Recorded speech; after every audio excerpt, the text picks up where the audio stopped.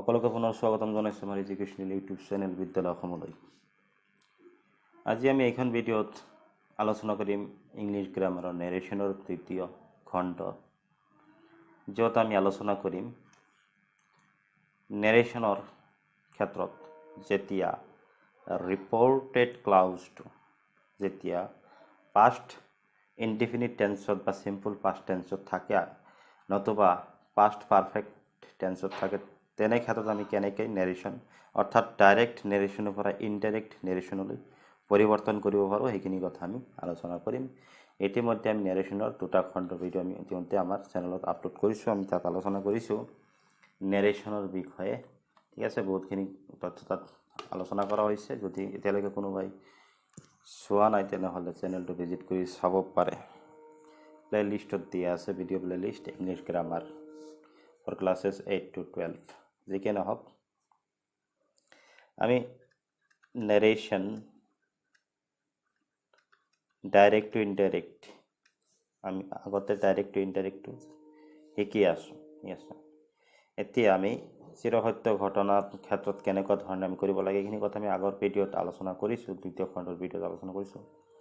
এতিয়া আমি জানো যে ৰিপৰ্টিং ক্লাউজ দুটা কি থাকে, পৰ্যায় থাকে বা খণ্ড থাকে বা অংশ থাকে। ৰিপৰ্টিং ক্লাউজ বা ক্লাউজ থাকে দুটা ক্লাউজ থাকে নেৰেশ্যনৰ ক্ষেত্ৰত। এটা হৈছে ৰিপৰ্টিং ক্লাউজ আৰু ডাইৰেক্ট নেৰেশ্যনৰ ক্ষেত্ৰত ঊৰ্ধ্বকমাৰ ভিতৰত যিখিনি মন্তব্য বক্তাৰ মন্তব্য থাকে তাক কোৱা হয় ৰিপৰ্টেড ক্লাউজ। ঠিক আছে। এতিয়া ৰিপৰ্টিং ক্লাউজত কি থাকে আমি জানো যে ৰিপৰ্টিং ভাৰ্ব থাকে। ৰিপৰ্টিং ভাৰ্ব যাক আমি ইন শ্বৰ্ট চমুকৈ RV বুলি লিখিম, ৰিপৰ্টিং ভাৰ্ব RV, ঠিক আছে। এতিয়া আমি জানো যে ৰিপৰ্টিং ভাৰ্ব অৰ্থাৎ RV যদি পাষ্ট ফৰ্মত থাকে, past form, if the reporting verb is in the past form, then we have to consider the changes in the tenses of reported clause. যেতিয়া আমাৰ কি থাকে ৰিপৰ্টিং ভাৰ্ব অৰ্থাৎ ৰিপৰ্টিং ভাৰ্ব মানে said থাকিব পাৰে, নতুবা কেতিয়াবা asked থাকিব, তেনেকুৱা ধৰণৰ said বা asked থাকিব পাৰে। অৰ্থাৎ ৰিপৰ্টিং যি ভাৰ্ব পাম এই ভাৰ্বটো যদি পাষ্ট ফৰ্মত থাকে, second form of verb V2 থাকে, তেনে ক্ষেত্ৰত কি হ'ব, আমাৰ ৰিপৰ্টেড ক্লাউজৰ টেন্সৰ কি হ'ব, পৰিৱৰ্তন হ'ব। কেনেকৈ পৰিৱৰ্তন হ'ব সেইখিনি আমি আলোচনা কৰিছোঁ। অৰ্থাৎ এতিয়া আমি আলোচনা কৰিছোঁ, অৰ্থাৎ যেতিয়া আমি প্ৰেজেণ্টৰখিনি আলোচনা কৰিছোঁ এতিয়া পাষ্টৰখিনি আলোচনা কৰিম। অৰ্থাৎ যদি ৰিপৰ্টেড ক্লাউজ অৰ্থাৎ বক্তাৰ মন্তব্য বা বক্তব্য, বক্তাই যিখিনি কথা ব্যক্ত কৰে বা প্ৰকাশ কৰে সেই কথাখিনি যদি আমাৰ কি হয়,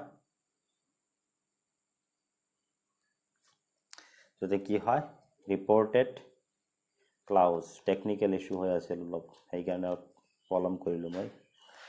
ৰিপৰ্টেড ক্লাউজ, ঠিক আছে, ৰিপৰ্টেড ক্লাউজ যদি কি থাকে, পাষ্ট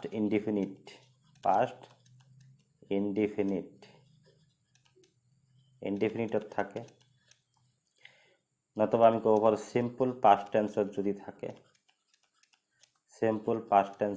থাকে, তেনে ক্ষেত্ৰত আৰু যদি ৰিপৰ্টিং ভাৰ্ব অৰ্থাৎ said থাকিব নতুবা asked থাকিব, ৰিপৰ্টিং ভাৰ্বটো যদি said অৰ্থাৎ তেনেকুৱা ধৰণৰ থাকে, অৰ্থাৎ ৰিপৰ্টিং ভাৰ্বটো যদি পাষ্ট ফৰ্মত থাকে, ইন শ্বৰ্ট যদি পাষ্ট ফৰ্মত থাকে তেতিয়াহ'লে কি হ'ব, past indefinite or simple past যি পাম ইনডাইৰেক্টত গৈ ৰিপৰ্টেড ক্লাউজৰ যে টেন্স পৰিৱৰ্তন হ'ব এইটো হ'ব past indefinite becomes past perfect tense হৈ যাব, পাষ্ট পাৰফেক্ট টেন্সলৈ পৰিৱৰ্তিত হ'ব।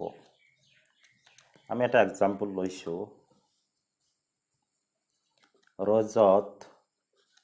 ৰজত said to Gobinda,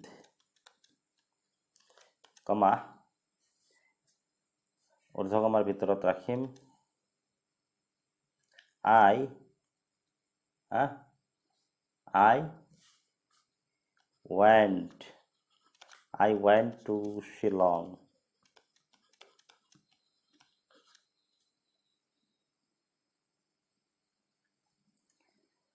I went to Shillong yesterday.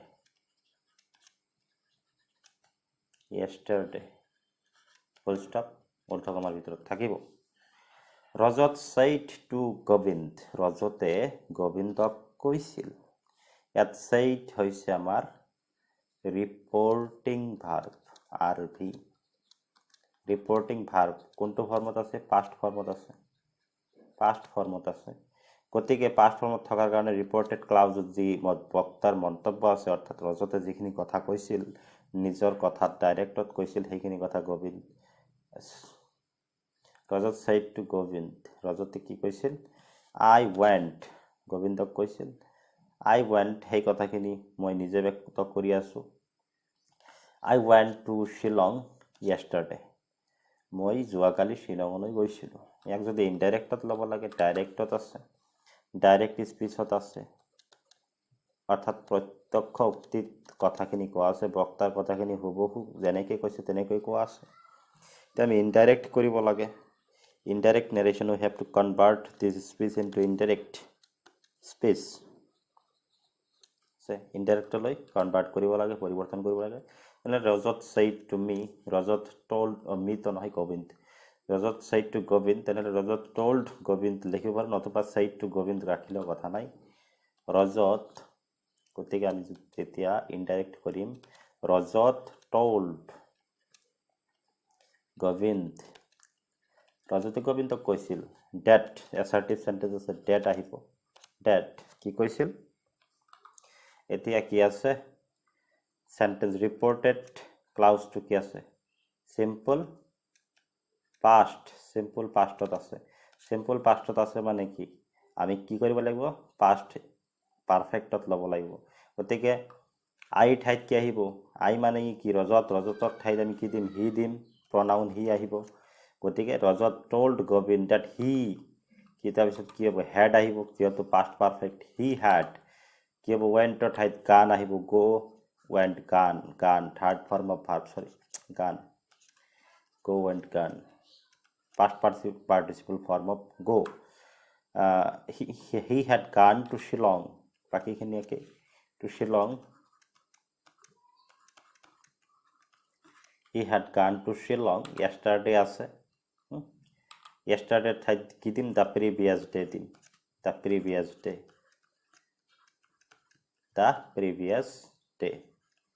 আগৰ দিনা, yesterday নিদিম, আগৰ দিনা, যিদিনা, অৰ্থাৎ যিদিনা ৰজতে মন্তব্য কৰিছিল তাৰ আগৰ দিনা তেওঁ শ্বিলঙলৈ গৈছিল বুলি তেওঁ গোবিন্দক কৈছিল। দ্য প্ৰিভিয়াছ ডে, yesterday থাকিলে আমি yesterday নিদিওঁ, দ্য প্ৰিভিয়াছ ডে দিম। ইয়াত yesterday দিলে যোৱাকালি বুজাব, কিন্তু কথা এই ঘটনাখিনি যোৱাকালি নহয়, এতিয়া কেতিয়া ৰজতে গৈছিল শ্বিলঙলৈ, সেইদিনাৰ, তাৰ আগৰ দিনাৰ কথা কৈছে, অৰ্থাৎ প্ৰিভিয়াছ ডে, সেই তাৰ আগৰ দিনাৰ কথা কৈছে ৰজতে। এতিয়া মই কেতিয়া কথাখিনি কৈ আছোঁ, 10 মাহ পিছতো ক'ব পাৰোঁ, 1 বছৰ পিছতো ক'ব পাৰোঁ কথাখিনি। গতিকে এতিয়াৰ টাইম ফ্ৰেজৰ লগত তেতিয়াৰ টাইম ফ্ৰেজৰ লগত এতিয়া টাইম ফ্ৰেজ নিমিলে, সেইকাৰণে yesterday ঠাইত কি আহিব? দ্য প্ৰিভিয়াছ ডে বুজাব সেই যিদিনা ৰজতে কথাষাৰ কৈছিল, ৰজতে said কথাষাৰ কৈছিল, তাৰ আগৰ দিনাই সেই তেওঁ গৈছিল, গতিকে দ্য প্ৰিভিয়াছ ডে। আৰু এটা এক্সাম্পল লৈ লৈছোঁ আমি পাষ্ট, চিম্পল পাষ্টৰ ক্ষেত্ৰত। ৰাম said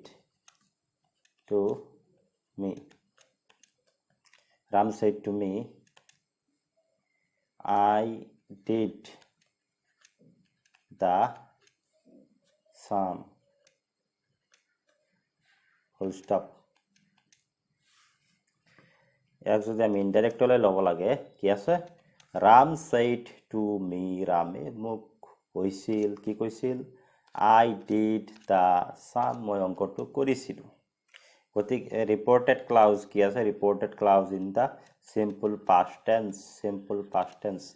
আৰু ৰিপৰ্টিং ভাৰ্বটো কি আছে? said, ৰিপৰ্টিং ভাৰ্বটো পাষ্ট ফৰ্মত আছে, RV is in the past form, reporting ভাৰ্বটো পাষ্ট ফৰ্মত আছে গতিকে চেঞ্জ হ'ব পৰিৱৰ্তন হ'ব ৰিপৰ্টেড ক্লাউজৰ টেন্স কি হ'ব যেতিয়া আমি ইনডাইৰেক্টলৈ ল'ম তেতিয়া কি হ'ব simple past becomes past perfect simple past becomes past perfect tense গতিকে ৰাম said to me ৰাখিলেও হ'ব নতুবা আমি ৰাম told me told দিলে টু নাহে ৰাম told me ইনডাইৰেক্টত লিখি আছোঁ ডেট আহিব conjunction Ram told me that he ৰামৰ ঠাইত he আহিব ৰামে যেতিয়া কৈছিল আই বুলি কৈছিল তেতিয়া ৰামৰ কথা মই নিজে কৈ আছোঁ তেতিয়া কি হ'ব he হ'ব ৰামৰ ঠাইত he pronoun আহিব instead of ram we have to write আর আইৰ সলনি he লিখিম ৰামৰ নিলিখো ৰামটো লিখাই আছে প্ৰথমে Ram told me that he did the sum the he had আহিব past perfect ল'ব লাগিব he had done that he had done the sum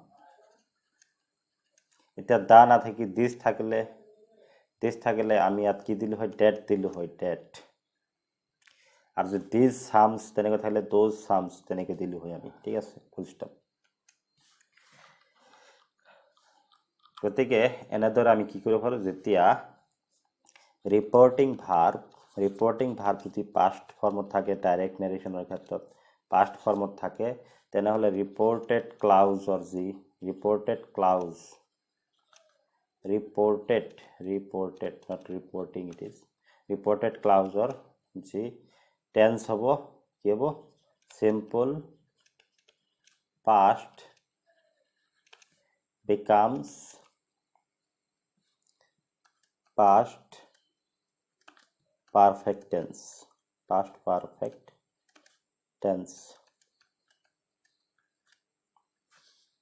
এতিয়া যদি ধৰি লও কি আছে ৰিপৰ্টিং ভাৰ্ব পাষ্ট ফৰ্মতে আছে ঠিকই আছে reporting verb is in the past form কিন্তু যদি ৰিপৰ্টেড ক্লাউজৰ যি সেন্টেন্স পাম আমি ৰিপৰ্টেড ক্লাউজৰ যি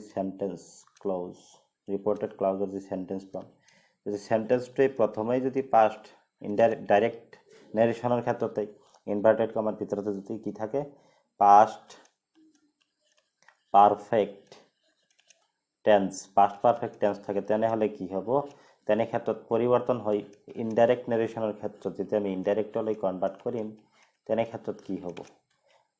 তেনে ক্ষেত্ৰত কি হ'ব ইনডাইৰেক্টত কি হ'ব পাষ্ট পাৰফেক্ট কণ্টিনিউৱাছ হ'ব পাষ্ট পাৰফেক্ট কণ্টিনিউৱাছ হ'ব ঠিক আছে আমি এক্সাম্পল ল'লেই গম পাম এক্সাম্পল লৈ আছোঁ ফৰ এক্সাম্পল দুটামান এক্সাম্পল লৈ লওঁ গীতা সৰি technical problem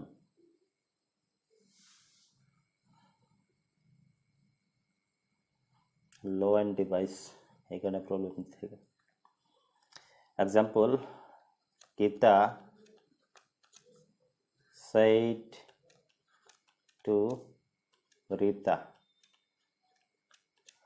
said to Rita within inverted comma direct narration or direct speech গতিকে Gita said to Rita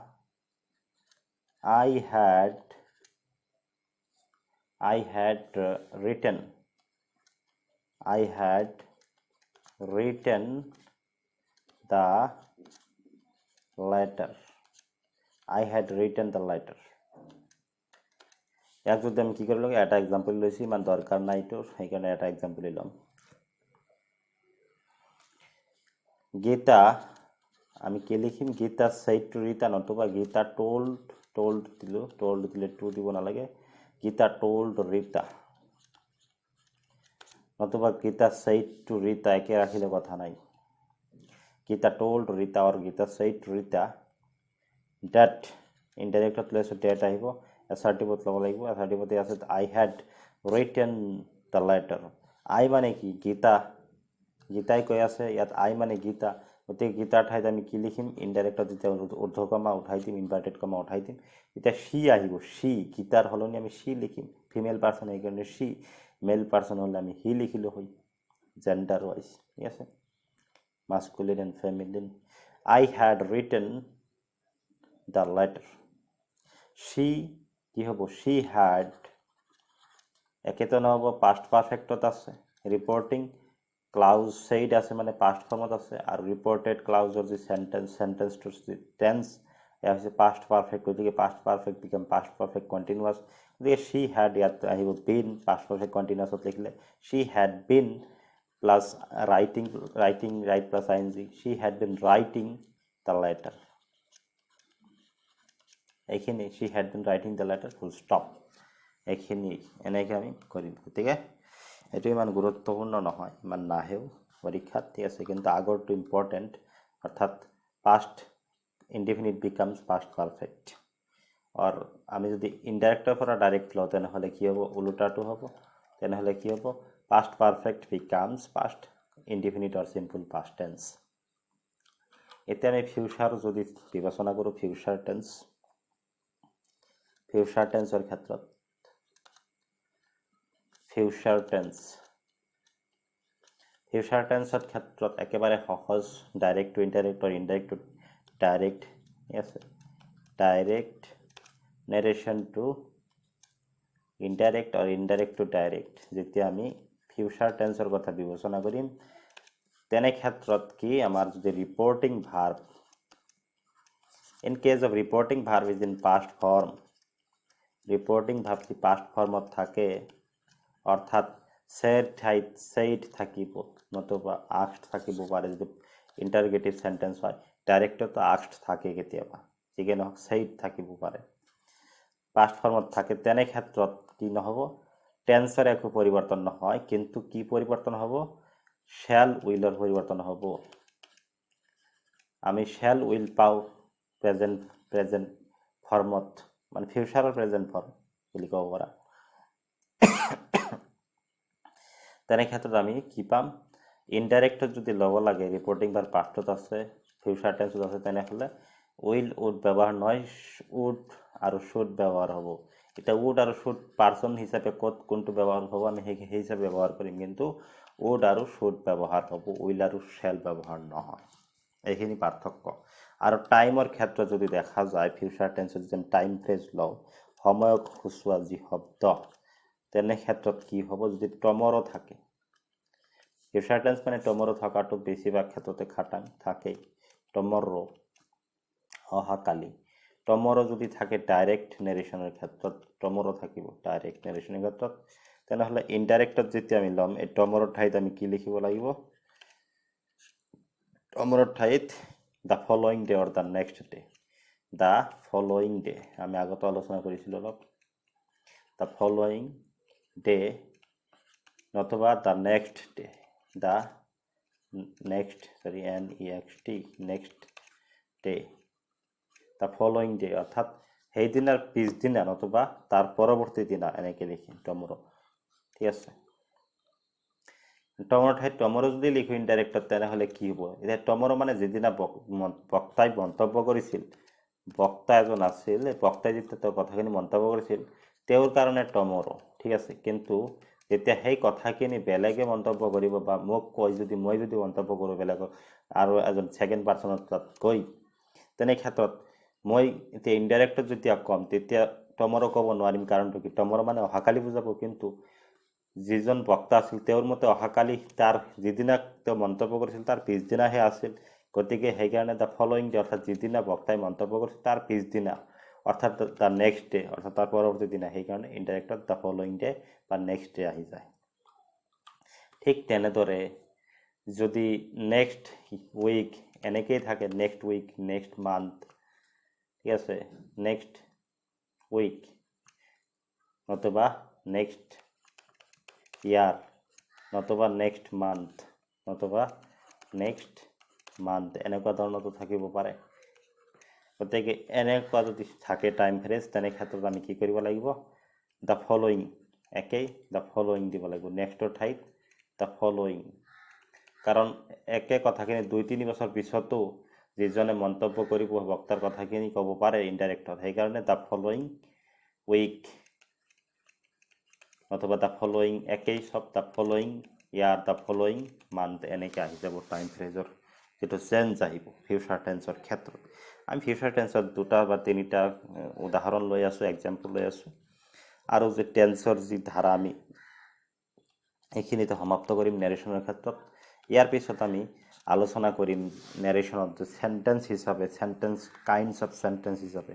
অৰ্থাৎ এইখিনি আমি এছাৰ্টিভৰ আলোচনা কৰিলোঁ, এছাৰ্টিভ নালাগে, গতিকে ইণ্টাৰগেটিভ প্ৰশ্নবোধক বাক্য থাকিলে কেনেকুৱা হ'ব, এক্সক্লেমেটৰী চেণ্টেন্স থাকিলে কেনেকুৱা হ'ব, নতুবা অপটেটিভ চেণ্টেন্স থাকিলে কেনেকুৱা হ'ব, ঠিক আছে, ইম্পেৰেটিভ চেণ্টেন্স থাকিলে কেনেকুৱা হ'ব, ইম্পেৰেটিভটো ফুল ষ্টপ হয়, ইণ্টাৰগেটিভ, এক্সক্লেমেটৰী, অপটেটিভ অৰ ইম্পেৰেটিভ চেণ্টেন্স থাকিলে কেনেকুৱা ধৰণে আমি ইণ্টাৰেক্ট নেৰেশ্যনত আমি পৰিৱৰ্তন কৰিব লাগে, শব্দবোৰ সজাব লাগে, সেইবোৰ আমি আলোচনা কৰিম, ঠিক আছে। যদি আজি পাৰা যায় তেনেহ'লে চেষ্টা কৰিম এটা কভাৰ কৰাৰ কাৰণে। যিকি নহওক, মই লৈ আছোঁ Ram said to Hari. Ram said to Hari, কি কৈছিল? Ram said to Hari, I will আছে বা I shall বুলি ধৰিলোঁ, I shall go to school, I shall go to school tomorrow,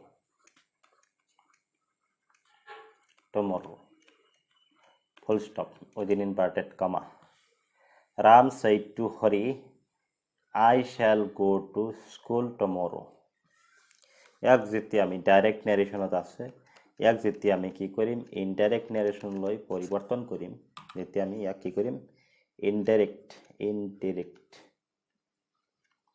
indirect নেৰেশ্যনত পৰিৱৰ্তন কি ল'ম, Ram told Hari or said to Hari, একেই ৰাখিলে কথা নাই, said to হৰি, ডেট আহিব assertive sentence ডেট। এতিয়া ৰামৰ ঠাইত কি দিম, আই আছে, আই মানে কি, কোনে কথাখিনি কৈ আছে, ৰামে কথাখিনি কৈ আছে, ডাইৰেক্ট প্ৰত্যক্ষভাৱে কৈ আছে। আইৰ সলনি কি আহিব, হি আহিব, অৰ্থাৎ ৰামৰ ঠাইত হি আহিব, হি প্ৰনাউন আহিব, সৰ্বনাম আহিব। আই শ্বেল, ইয়াত শ্বেল আছে এইকাৰণে উইল দিয়া নাই, উইলো থাকিব পাৰে, আইৰ লগত শ্বেলো থাকিব পাৰে, দুয়োটাই থাকিব পাৰে, কিন্তু ইয়াত হিৰ লগততো শ্বেল বা হেৰি নাহে, শ্বেল বা উইল নাহে, চৰি শ্বেল নাহে, উইলহে আহে হিৰ লগত, থাৰ্ড পাৰ্চন ছিংগুলাৰৰ লগত উইল হয়, শ্বেল নহয়, it will, he will, Shi will, shell কেতিয়াও নহয়, ঠিক আছে। এতিয়া ইনডাইৰেক্টততো উইলো নহ'ব, কি হ'ব, উইলৰ ঠাইত কি হ'ব, উড হ'ব, সেইকাৰণে মই তাত শ্বেল বুলি দিছোঁ বুজাৰ কাৰণে, যাতে এটা বাক্যতে বুজা পায় কথাখিনি। উইল দিলেতো উইলৰ পৰা উড আহিছে বুজিলা হয়, কিন্তু শ্বেল থাকিলেও শুড নহ'ব পাৰে, শ্বেল থাকিলেও উড হ'ব পাৰে, যেনেকৈ ইয়াত শ্বেল আছে যদি উড হৈছে, উইলৰ সলনি উড হৈছে, কাৰণ সি আমি প্ৰনাউনটো চাব লাগিব, কোনটো প্ৰনাউনৰ পিছত আমি বহাব লাগে, এইটো হ'ল মেইন কথা, ঠিক আছে। আগতে কি আছিল ডাইৰেক্টত সেইটো বিশেষ কথা নাই, তো সি উড হ'ব। উড হোৱাৰ কাৰণটো কি, উড হোৱাৰ কাৰণটো হৈছে ইমান টেকনিকেল প্ৰব্লেম হৈ আছে আজি গম নাপাওঁ।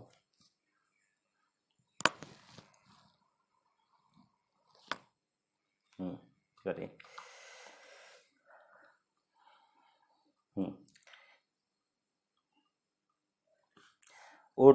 উড হোৱাৰ কাৰণটো হৈছে ইয়াত ছেইড আছে, অৰ্থাৎ ৰিপৰ্টিং ভাৰ্বটো পাষ্ট ফৰ্মত আছে। গতিকে ৰিপৰ্টিং ভাৰ্বটো যদি পাষ্ট ফৰ্মত থাকে আৰু ৰিপৰ্টেড ক্লাউজ যদি ফিউচাৰ টেন্সৰ যিকোনো এটা টেন্সত থাকে, ফিউচাৰ ইনডিফিনিটে বেছি থাকিব, ফিউচাৰ কণ্টিনিউছো থাকিব পাৰে, যিকোনো থাকিব পাৰে, তেনে ক্ষেত্ৰত একো পৰিৱৰ্তন নহ'ব, কেৱল আমি শ্বেলৰ জেগাত শ্বেলৰ ঠাইত শুড বা উইলৰ ঠাইত উড বহাব লাগিব। এতিয়া প্ৰনাউনৰ ওপৰত ভিত্তি কৰি আমি বহাম, যেনেকৈ তাতে শ্বেল আছিল যে শুড নহ'ল, ইয়াত শ্বেল আছিল যদিও আমি শুড নাপালোঁ, কাৰণ হি আছে, হিৰ লগত উইল হয়, গতিকে উইলৰ ঠাইত উড বহাইছোঁ আমি। বাকীখিনিকে ডেট হি উড গো, ইয়াত গ'ৰ ঠাইত কাম নাহে, ঠিক আছে। মোক যদি ক'লেহেঁতেন যে I will go to your house বা I will go to your village, তেনেহ'লে গ'ৰ ঠাইত কাম হ'লহেঁতেন। এতিয়া গ'ৰ থাকিলে যে সদায় কাম হ'ব লাগিব তেনেকুৱা কথা নহয়, পৰিস্থিতি সাপেক্ষে যদি তোমাৰ নিজৰ লগত কথা বতৰা হয় তেনেহ'লে হ'ব গ'ৰ লগত কাম, ঠিক আছে। এইটো পৰিস্থিতি বুজি পাবা তোমালোকে, ক'ত গ'ৰ ঠাইত কাম হ'ব, ইয়াত নহ'ব, ঠিক আছে। Ram said to Hari that he would go to school, এতিয়া tomorrow নিদি কি দিম, the next day or the following day, the next day or the following day নতুবা the following day the full stop যে কোনো একটা দিন দুটাতে একেলগে দিব নোৱাৰো the next day or the following day দা কিন্তু আহিব দা কেৱল next day নহয় the next day the following day দা কিয় আহিছে নিৰ্দিষ্টকৈ বুজোৱা হৈছে সেই দিনটো সেই দা কিয় দিয়া হৈছে নিৰ্দিষ্টকৈ বুজোৱা হৈছে অৰ্থাৎ বক্তাই যেতিয়া মন্তব্য কৰিছে তাৰ পিছৰ দিনা যিটো নেক্সট ডে সেই নেক্সট ডেটো বহুত কেইটা হ'ব পাৰে বেলেগ বেলেগ তাৰিখত বেলেগ বেলেগ নেক্সট ডে থাকিব কিন্তু তাৰ নেক্সট ডে বুজাইছে সেই নিৰ্দিষ্ট দিনটোক আৰু দুটামান এক্সাম্পল লওঁ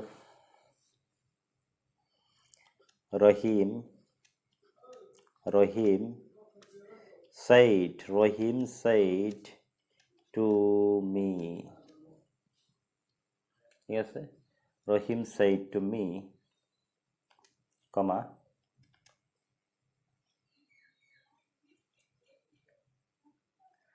I will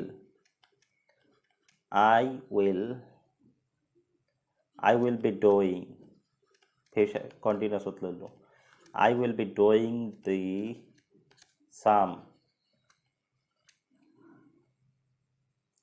I will be doing the sum this বুলি ধৰিলো this sum আছে অথবা অলপ বেলেগ ধৰণে ললো I will be doing these works এই কামবোৰ these works এটা কাম নহয় এটাতকৈ বেছি কাম আছে I will be doing these works Rohim said to me I will be doing these works tomorrow অহাকালি মই এই কামকেইটা কৰি থাকিম এই কামখিনি কৰি থাকিম ফিউচাৰ কন্টিনিউয়াছত আছে এখানে will be doing Rohim said to me ৰহিমে মোক কৈছিল direct narration of আছে or direct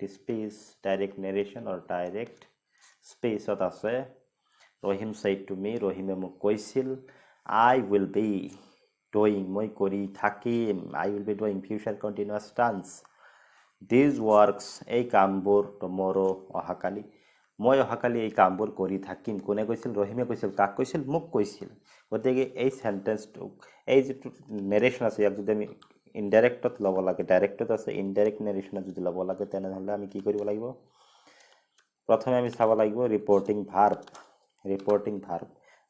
ভাৰ্বটো কি আছে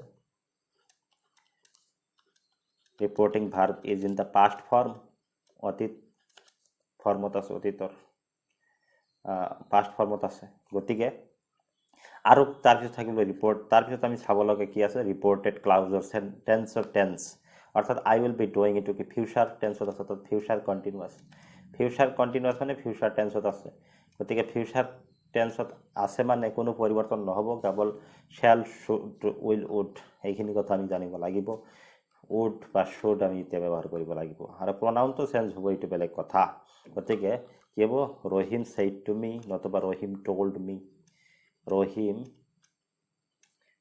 me or Rohim said to me told me দিলো Rohim told me that আহি যাব কাৰণ assertive sentence that Rohim told me that ৰহিমে মোক কৈছিল যে কি কৈছিল I মানে কোনে কৈ আছে কথাখিনি ৰহিমে কৈ আছে গতিকে ৰহিমেৰ ঠাইত I আহিছে গতিকে I ঠাইত আমি ৰহিমৰ সলনি pronoun কি ব্যৱহাৰ কৰিব he ব্যৱহাৰ কৰিব লাগিব he যেহেতু masculine gender ৰহিম he হ'ব he said to me that he এতিয়া will আছে willৰ হিৰ লগত তো উইলেই হয় আমি জানো হিৰ লগত উইলেই হয় ঠিক আছে ইয়াতে shall হ'ব পাৰিলে হয় I shall be হ'ব পাৰিলে হয় যদি I shall be থাকে তথাপিও কি হ'ব সৰি ইনডাইৰেক্ট তথাপিও কি হ'ব হিৰ লগত উইল হয় গতিকে হিৰ লগত ইয়াত উইলৰ ঠাইত would আহি যাব যেহেতু কি আছে আমাৰ ৰিপৰ্টিং ভাৰ্ব পাষ্ট ফৰ্মত আছে গতিকে would আহি যাব গতিকে he would বাকিখিনি একে he would be doing একে he would be doing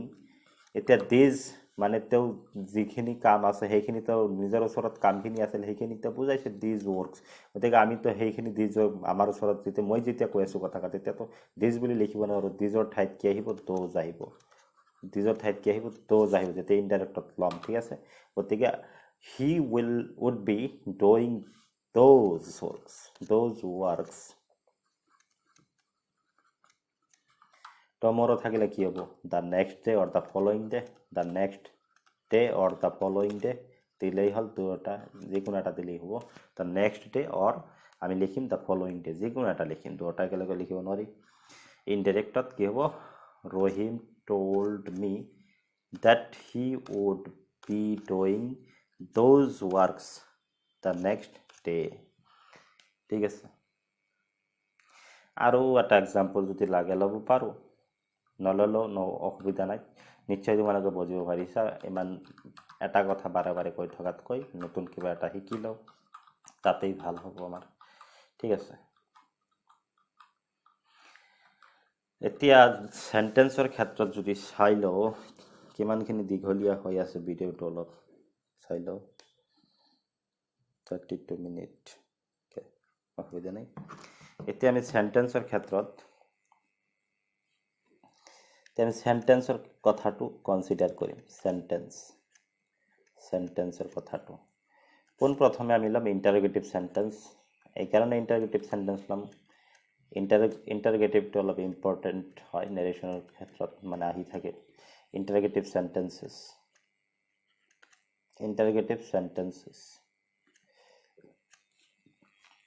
প্ৰশ্নবোধক বাক্য ঠিক আছে প্ৰশ্নবোধক বাক্য যদি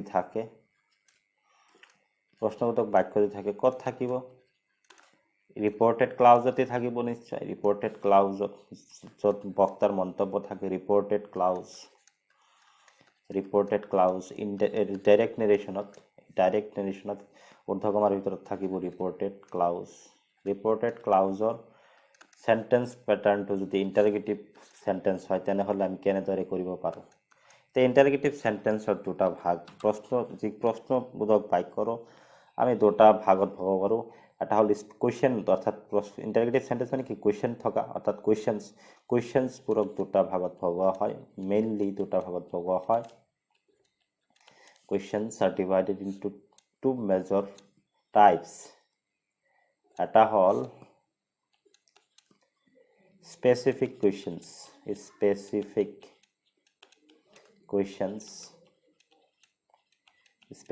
questions মানে কি নিৰ্দিষ্টতাবাচক আৰু হৈছে inverted questions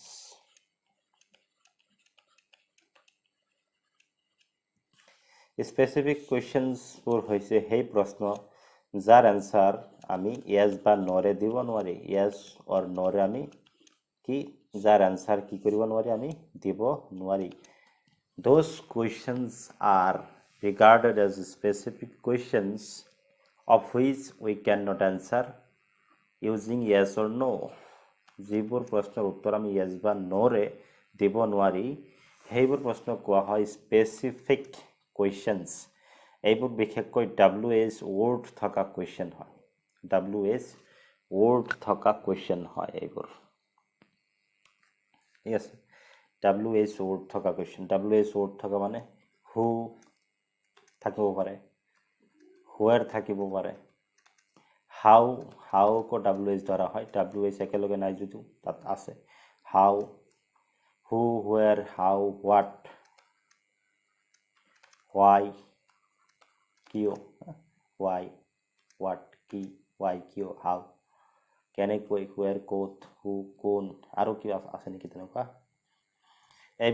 এইবোৰ শব্দৰে যেতিয়া কি থাকিব যেতিয়া প্ৰশ্ন থাকিব এইবোৰ শব্দৰে যেতিয়া কি থাকিব প্ৰশ্ন থাকিব এই প্ৰশ্নবোৰক আমি কি কম স্পেচিফিক কোৱেশ্চন বুলি চিহ্নিত কৰিম অৰ্থাৎ এনেকুৱা ধৰণৰ question what is your name who are you where do you live how do you feel now yes what happens what is going on what are you doing now why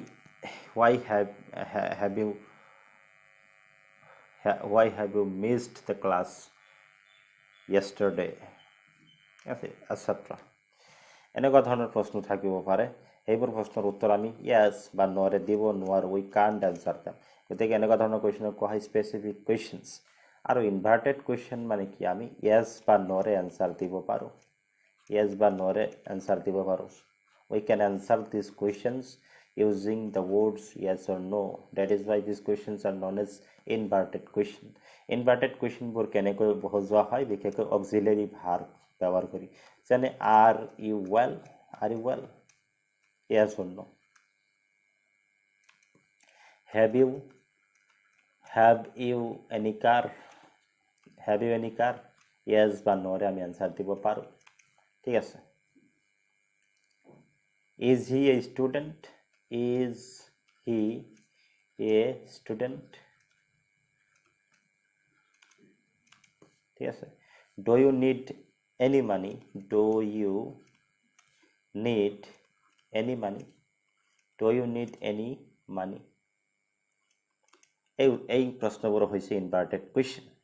yes, inverted question.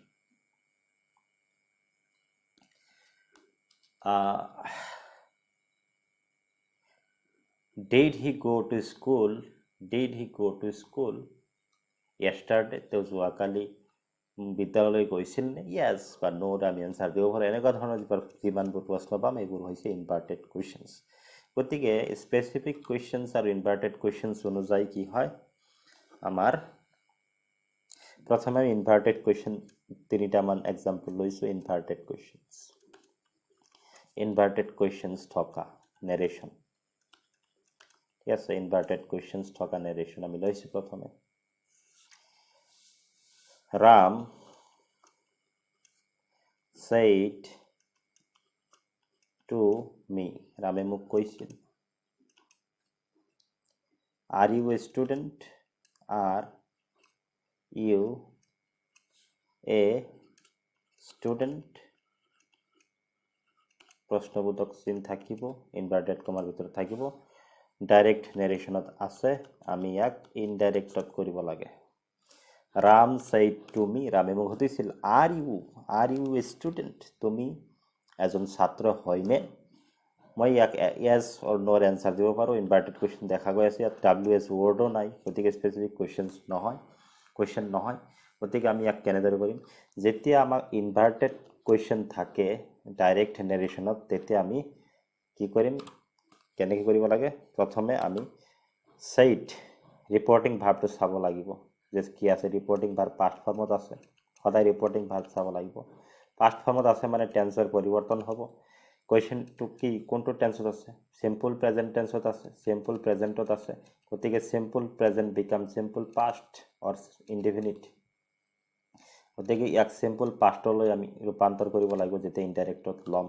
গতিকে প্ৰথমে Ram said to me নিলিখি, ইয়াত কিন্তু Ram said to me বা Ram told me নিলিখো, কাৰণ question আছে, প্ৰশ্নবোধক বাক্য আছে. ইন্টাৰগেটিভ সেন্টেন্স থাকিলে আমি কি কৰোঁ, ask or asked ঠিক আছে.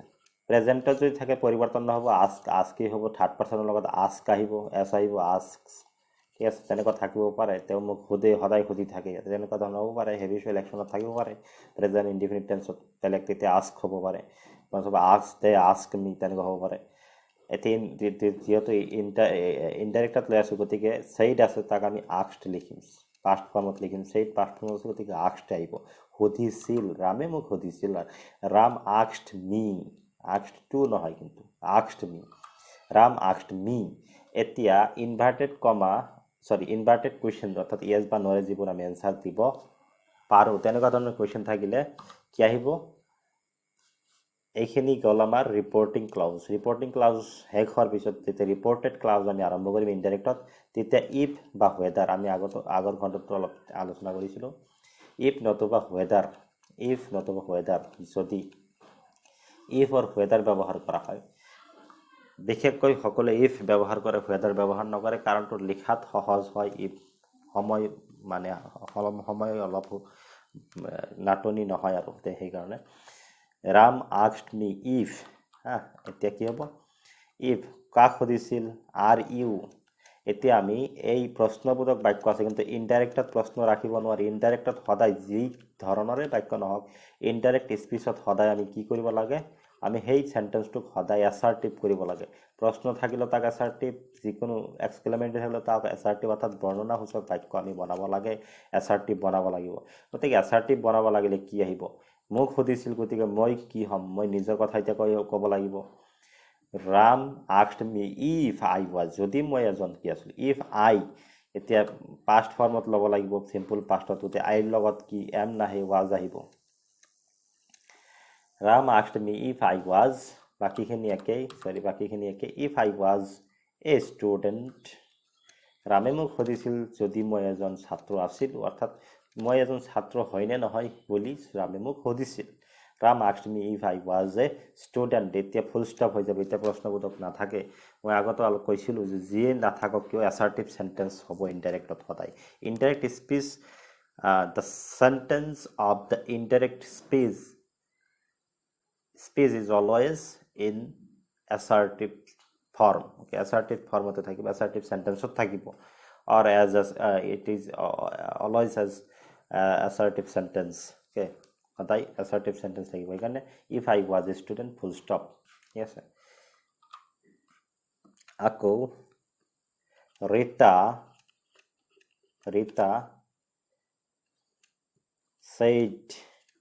said to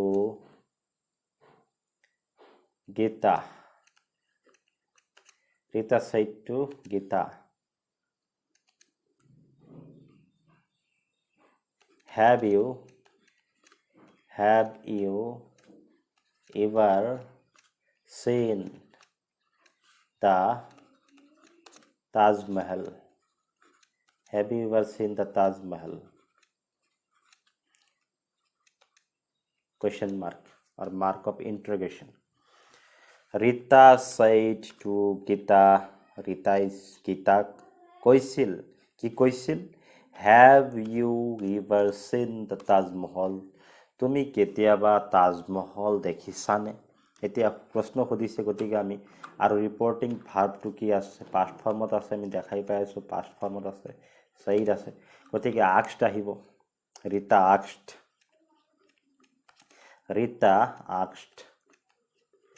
Gita, এতিয়া কি আছে, প্ৰশ্নটো কি আছে, আমাৰ ইনভাৰ্টেড কুৱেশ্যন আছে, স্পেচিফিক নাই, ইনভাৰ্টেড কুৱেশ্যন আছে। ইনভাৰ্টেড কুৱেশ্যন থকাৰ কাৰণে আমি কি ইফ বা ৱেডাৰ, এতিয়া তাৰপিছত আমি ইফ বা ৱেডাৰ আমি ইফ ল'লোঁ। ৰীতা asked Gita if, তাৰপিছত কি হ'ব ইফ, গীতাৰ ঠাইত কি হ'ব সি আহিব, যে সি আহিব, তো মিতো নাই, যে মই নিজৰ মি থাকিলে আই হ'লোঁ, আই, ঠিক আছে, ইফ আই হ'লহেঁতেন। যে ৰীতাই গীতাক সুধিছে সেই কথাখিনি আকৌ মই কৈ আছোঁ, তাৰমানে এনেকুৱা কথা, নিজৰ ঠাইত ৰাখিবা, তুমি যে মন্তব্য কৰি আছা, তুমি নিজে মন্তব্য কৰা নাই, কিন্তু সেই মন্তব্যখিনি বেলেগৰ ঠাইত তুমি জনাই আছা যে ৰীতাই গীতাক কি বুলি কৈছিল, সেইখিনি তুমি জনাই আছা। কি আছিল, have you ever seen the Taj Mahal? Okay. if she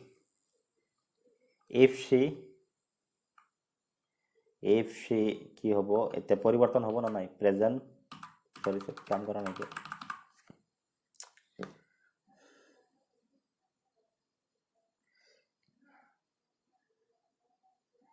technical problem, কি কৰা যাব এতিয়া।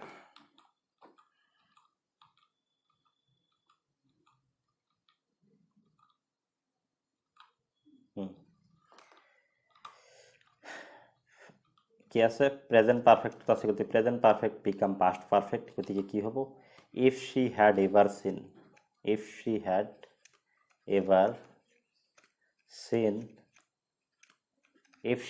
হ'ব, had আহিব past পাৰফেক্টত, if she had ever seen the Taj Mahal, একেই হ'ব, if she had ever seen the Taj Mahal। এতিয়া প্ৰশ্নবোধক চিন উঠি যাব, ফুল ষ্টপ আহিব, কাৰণ আমি এতিয়া যিহেতু ইনডাইৰেক্টত কৰিছোঁ, তেতিয়া কি হৈ গ'ল, গোটেইখিনি চেণ্টেন্সটো কি হ'ব, এছাৰ্টিভ চেণ্টেন্স হৈ যাব। ইনডাইৰেক্ট মানে বৰ্ণনা কৰা হৈ আছে, এছাৰ্টিভ চেণ্টেন্স, ডিৰেক্টিভ চেণ্টেন্স আৰু এছাৰ্টিভ চেণ্টেন্স। আৰু এটা লৈছোঁ inverted question, the teacher said to me, the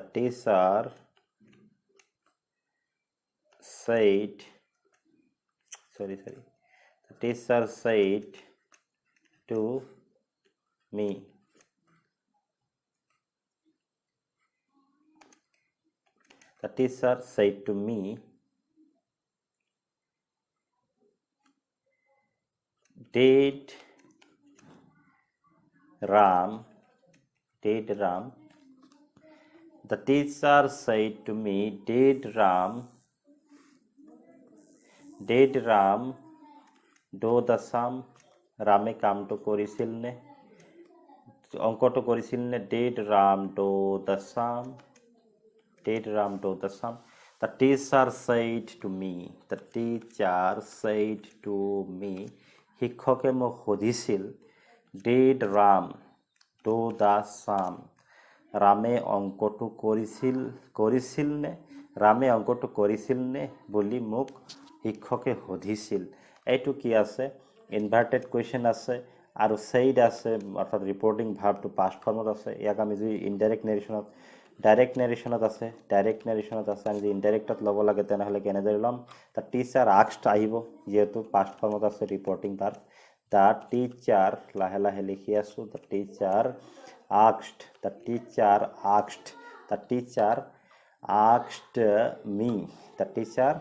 asked me, এটা কি আহিব? ইফ আহিব। ইফ বা ৱেদাৰ আমি ইফ বুলি ল'লোঁ, য়েছ বা ন'ৰে আনচাৰ দিব পাৰোঁ।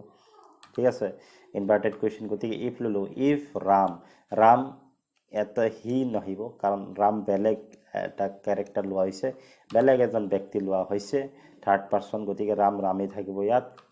ঠিক আছে, the teacher asked me if Ram, কি আছে ইয়াত? past কি আছে? past perfect, past indefinite আছে, simple pastত আছে, গতিকে simple past becomes past perfect, গতিকে past perfectত আমি লিখিব লাগিব। গতিকে if Ram had আহিব, had, past perfect। simple past আছে, past perfect আহিব। simple past কি আছে? did আছে, ইয়াৰ পৰা আমি গম পাই আছোঁ। ঠিক আছে, কৰিছিল নে কামটো, কেনেহ'লে কি হ'ব?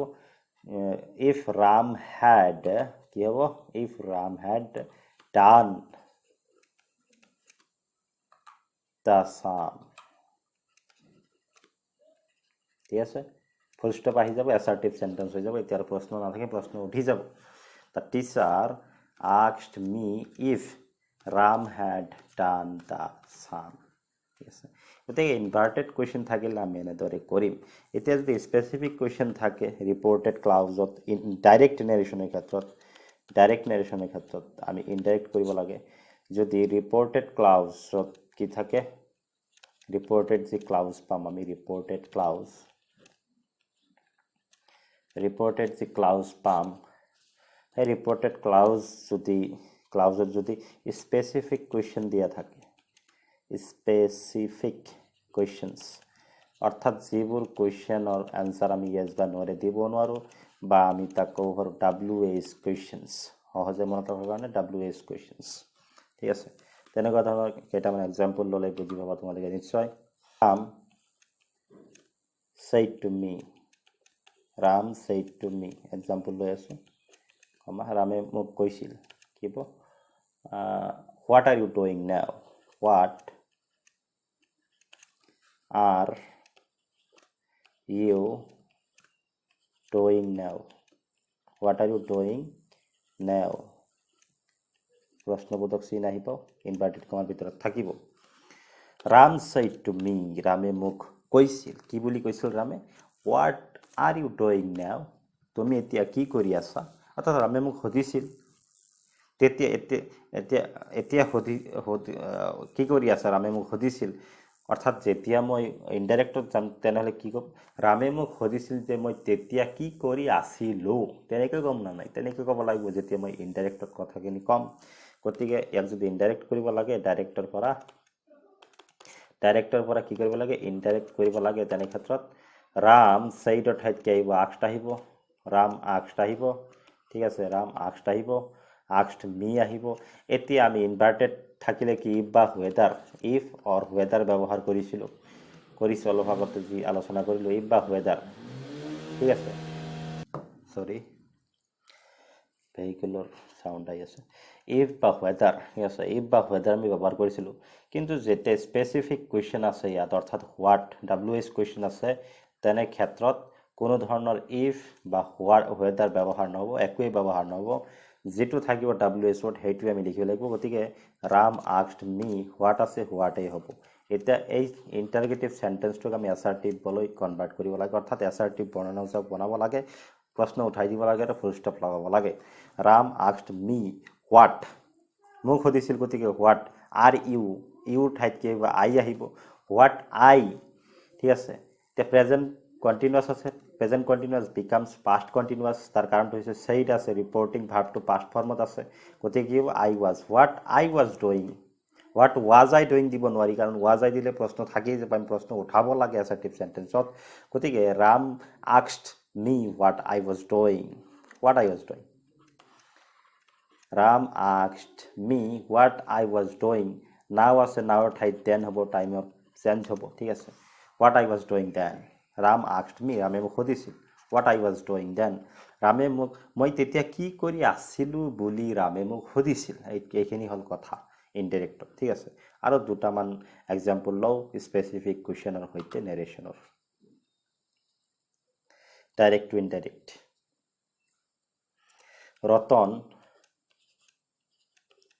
Ratan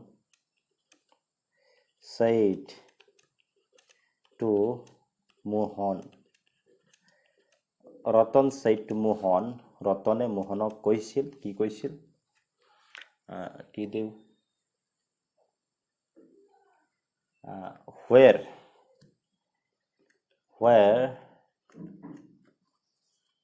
where do you live in? Where do you live?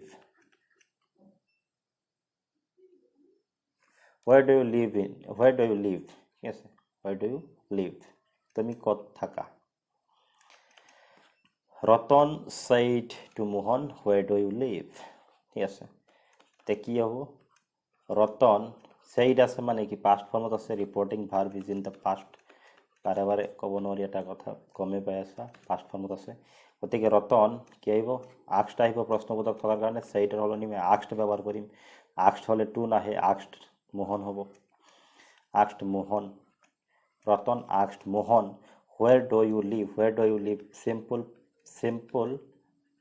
simple প্ৰেজেন্টত আছে গতিকে simple present becomes past simple past কাৰণ ভাৰ্বটো আছে ৰিপোৰ্টিং ভাৰ্ব আৰু চিৰসত্য বা হেবিচুৱেল একশনতো নাই অভ্যাসগত ক্ৰিয়া নতুবা চিৰসত্য ঘটনাও নাই গতিকে ৰতন আস্কড মোহন প্ৰশ্নহে সুধিছে হোয়াৰ গতিকে একো ইফ বা whether নাহিব স্পেসিফিক কোৱেশ্চন হোয়াৰ আছে ডব্লিউএস কোৱেশ্চনটো আমি ওৰটা আমি লিখিব লাগিব ৰতন আস্কড মোহন হোয়াৰ এতিয়া মোহন বেলেগ ব্যক্তি গতিকে মোহনৰ ঠাইত হি লিখিম ৰতন অৰ্থাৎ প্ৰনাউন আহিব মোহনৰ সলনি হি আহিব নাউনৰ হলনি ব্যৱহাৰ হোৱা পদকে প্ৰনাউন বুলি আমি জানো গতি মোহনৰ হলনি হি আহিছে ইয়াত ৰতন আস্কড মোহন হোয়াৰ হি কি হ'ব এতিয়া আমি এই প্ৰশ্নটো কি কৰিব লাগে আমি এতিয়া প্ৰশ্নটো ৰাখিব নোৱাৰিম প্ৰশ্নটোক উঠাই দিব লাগিব যেহেতু আমি ইনডাইৰেক্ট স্পীচ বা ইনডাইৰেক্ট নেৰেশ্যন লৈ আছো গতিকে Ratan asked Mohan where he lived লিভৰ ঠাইত কি হ'ব lived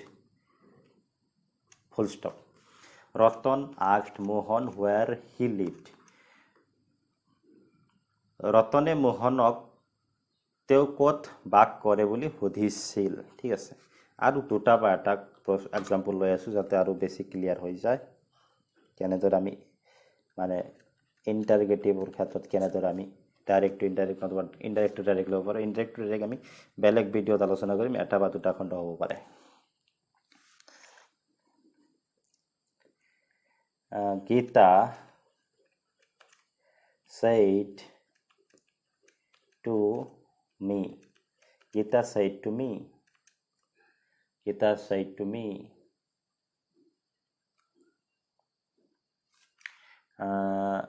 Gitu baru.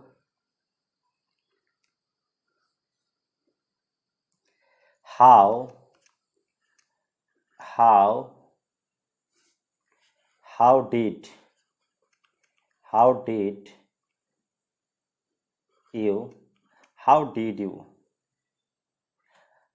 did you do the sum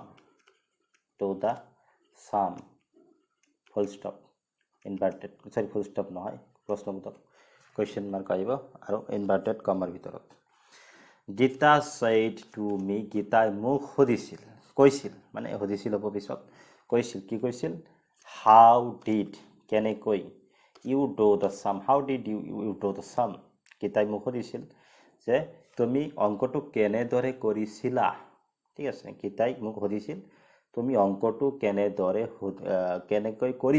কেনেকৈ কৰিছিলা অলপ কঠিন ধৰণৰ অংক হ'ব পাৰে ঠিক আছে গতিকে ডাইৰেক্ট নেৰেশ্যন আছে আমি ইয়াক কি কৰিব লাগিব ইনডাইৰেক্ট কৰিব লাগিব ইনডাইৰেক্ট কৰিলে কি হ'ব গীতা আছে গীতা আকৌ সেইড আছে অৰ্থাৎ ৰিপৰ্টিং ভাৰ্বটো কি আছে পাষ্ট ফৰ্মত আছে reporting verb is in the past form so we have to change the tense form of the reported clause the reported clause of the tense as how did you do the sum কোনটো টেন্সত আছে past আছে simple past মানে simple pastত আছে আর past indefinite tenseত আছে simple past tense or past indefinite tenseত আছে গতিকে simple past or past indefinite tense becomes কি হ'ব past perfect লৈ আমি পৰিৱৰ্তন কৰিব লাগিব যেতিয়া আমি indirect narration কৰিম past perfect লৈ ল'ব লাগিব গতিকে কি হ'ব গীতা asked me এইখিনি আগতে আমি লিখি লওঁ গীতা asked me এতিয়া কি আছে if বা whether আমি ব্যৱহাৰ কৰিব নোৱাৰো কাৰণ স্পেসিফিক কোৱেশ্চন আছে ws word থকা আছে গতিকে how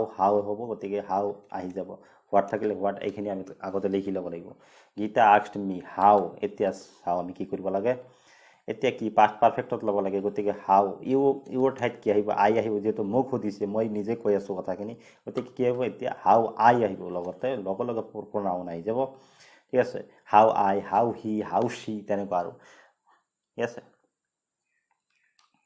Gita asked me how I এতিয়া I বুলি লিখি অলপ জিৰাব লাগিব লগে এতিয়া কি কৰিম আমি past perfectত ল'ব লাগিব গতিকে I ঠাইত কি আহিব past perfect হ'লে what how I had এতিয়া হৈ যাব how I had plus done third form of the verb do did done অর্থাৎ past participle form of do done আহিব I had done how I had done the sum হৈ গ'ল how I had done the sum assertive sentence হৈ গ'ল full stop দিম এতিয়া কাৰণ indirect assertive sentence হ'ব how I had done the sum গতিকে Gita asked me how I had done the sum গীতাই মোক সুধিছিল যে মই অংকটো কেনেদৰে কৰিছিলো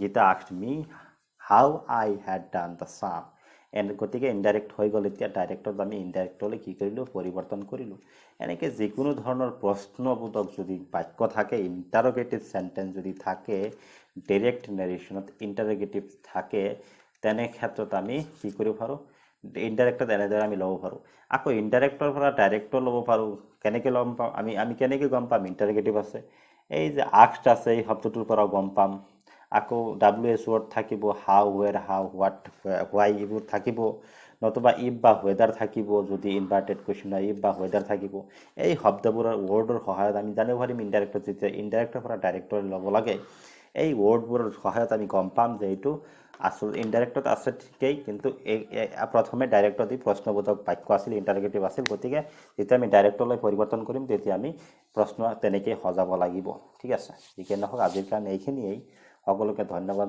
জনাইছো ভিডিওটো শেষলৈ চোৱাৰ কাৰণে বন্ধুসকলৰ লগত শ্বেয়াৰ কৰিবা ভিডিওবোৰ আৰু আমাৰ লগত জড়িত হৈ থকাৰ কাৰণে চেনেলটো সাবস্ক্ৰাইব কৰিবা লগতে নোটিফিকেশনৰ কাৰণে বেল আইকনটো প্ৰেছ কৰি থৈ দিব পৰা পাৰ্সোনালাইজড নতুবা অল অপশনত ক্লিক কৰি দিবা যদি ৰেগুলাৰ নোটিফিকেশন লাগে তেনেহলে অল নোটিফিকেশনত ক্লিক কৰি দিবা আৰু যদি ভাবি চোৱা যে প্ৰবলেম হ'ব পাৰে ইমান মেছেজ আহিব তেনেহলে personalised option what do you like ঠিক আছে আৰু লাইক কৰিবলৈ নাপাহৰিবা ধন্যবাদ জয় আই অসম